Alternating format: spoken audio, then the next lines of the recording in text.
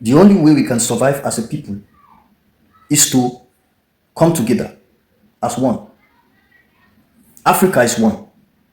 Africa is a race. There is no other person you see of this color that is predominantly not an African. So, we have been plundered, oppressed, deceived, destroyed, divided by the West. And till today, till tomorrow, it will remain like that. Except Africa rise up to be who they are. Africa is the world leading potential economic giant. I use the word Africa. And I wonder why we go out there and use the word Africa. Africa is, Africa is, Africa is. Africa is, then why do you come back and begin to call yourself your different names? America is a continent.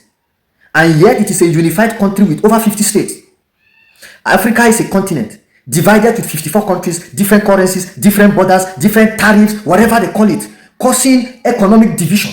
Until Africa is unified as a single economic force, we will never be able to withstand the West. The West have divided us, then go into the different institutions of the divided entities to find a way to plunder them. So they go to Angola, Zimbabwe, come to Nigeria, South Africa, everywhere, and find a way to negotiate with the government, put them in debt, or some kind of way to plunder them and take their resources as very singular divided entities.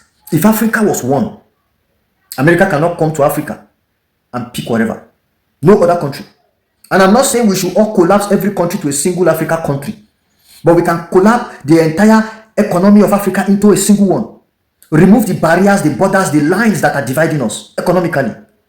Let it be that one Africa country's economic need that cannot be met is being met with another one. Let it be a continental issue. We are an economic world right now with the world. And they are finding a way to even remove us from our land, introducing things that will take us into hunger, introducing diseases that will kill us, introducing different kinds of food that will make us sick and die, that will stop us from producing what we have as an original Africa food. We are at war. And no single country can fight the West, except Africa begin to unite and become a single economic giant as it should. No other economy is as powerful as Africa, and they know. Africa is the land with the continent with the highest deposit, the continent with one of the toughest people on earth, that we have the manpower, we have the highest deposit of natural resources, we have the vast land, the most fertile land. All types of lands are here. We have intellectuals. What else do we not have? Everything. To make us the giant of the entire world economy, the giant. And we cannot do that as single countries except we unify. There is no big deal about it. We need to know. And they will finish us if we don't unify. They will begin to divide us and finish us one after another. And they will start from the giant like Nigeria, like South Africa, begin to crumble all the economy, Kenya, all the rising economy, and finish us. Until we rise economically to become one. And it's time to do that. Now is the right time. Bill Gates is in Africa. After he has tested diseases in Africa, now he's testing his genetically modified organisms that have the potential to end what we have as our own natural food. You think that is not a strategic war? That is warfare.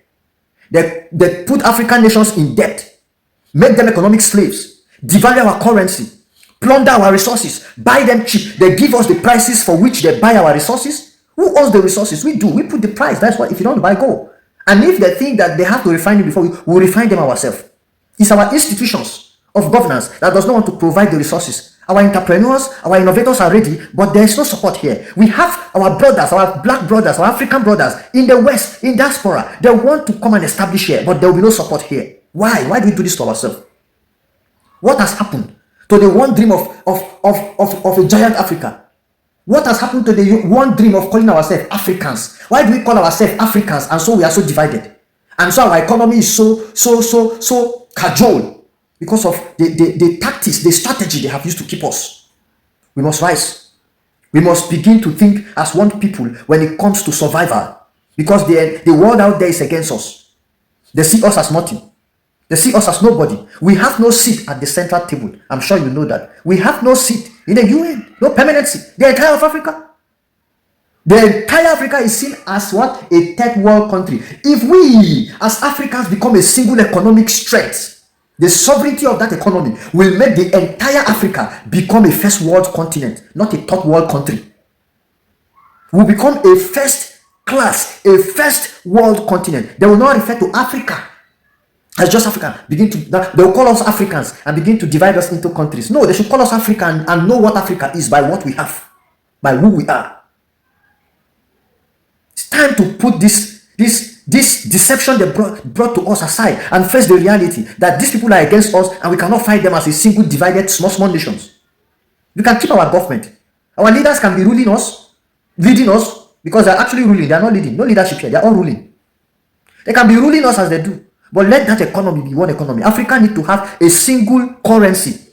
While we keep our respective currency, Africa must have a currency that is measured, that is a measure to every other currency, just like the dollar is. And when any money comes into Africa to do business with us, when any nation comes here in Africa to do any business with us, they must measure their currency by our African currency, or they must do transaction in that currency. And they must come to Africa to buy from us. So that currency will be going higher because of the transaction rate. It must be paid in the foreign exchange and it must appreciate in value because the entire Africa must be using it.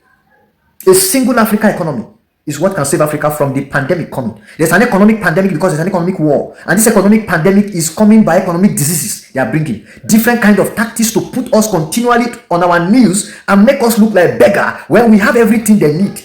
When we are the ones supplying them what makes their livelihood. Africa is living under the manipulation of the West. And America is living by manipulating Africa and other places. Why do you think they have problem with China? Why do they have problem with Russia? Because those countries are becoming big and they want to remain the rulers. Africa is the potential leading economy of the world. We are currently the leading economy. The only thing we have not done is to bring out what makes us the leaders of economy and present it in a refined manner. And so that makes us potential for now.